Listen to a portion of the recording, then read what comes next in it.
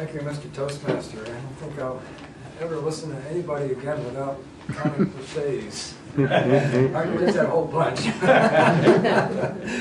Fred's assignment today was out of the Humorously Speaking Advanced Manual. After you become a confident communicator, Emily, you go through the first manual, and you get through that, then you can choose other manuals to work in, and Fred has chosen the Humorously Speaking Manual. The number 2 speech in that is called Leave Them with a Smile.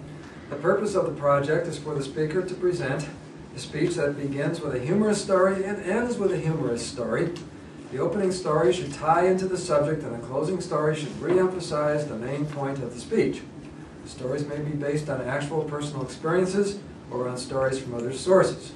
The speaker is to personalize the stories.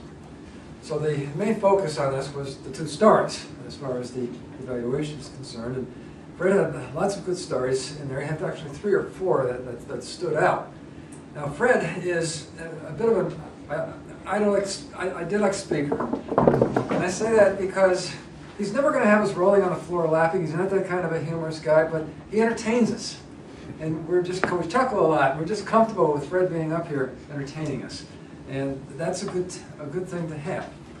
So congratulations on that. Now, Fred was even joking about the applause as he came up. So before he ever actually got into his first story, which was the series of cliches, right off the bat, he already had us chuckling. And so we kind of set the stage for his own speech in that regard.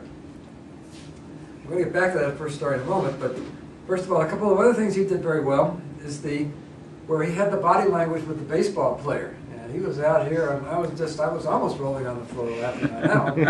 And I was glad he wasn't doing a sumo wrestler. For the entire sport, his body language before the actual bout. So anyway, good job with that. He had the hat and everything, and it really did play the part. And his turnover at the end to art was absolutely hilarious. Just a series of cliches. Now, the potential areas in the stories that perhaps could have made them better. First, the first story, cliches, he read them more off, didn't really pause a lot between them. I would have liked to have seen more body gestures or facial gestures. He's saying something like, since you gave me a copy of your speech, without further ado, I would like you to put your hands together and give it up and pause in between for one of the most popular cliches of the decade at the end of the day. I thought you could have put more oomph into that in terms of body language and vocal language. It was still effective, but it could have been more so. The other one, at the conclusion, it wasn't clear to me what your conclusion was. If the conclusion was your turnover of the meeting or going back to art, it was absolutely hilarious, and you did it perfectly. Because I didn't find another story that was funny right ahead of that. So perhaps that was the issue, but it was a little confusing. But all in all, really enjoyed listening to you, and to make a long story short.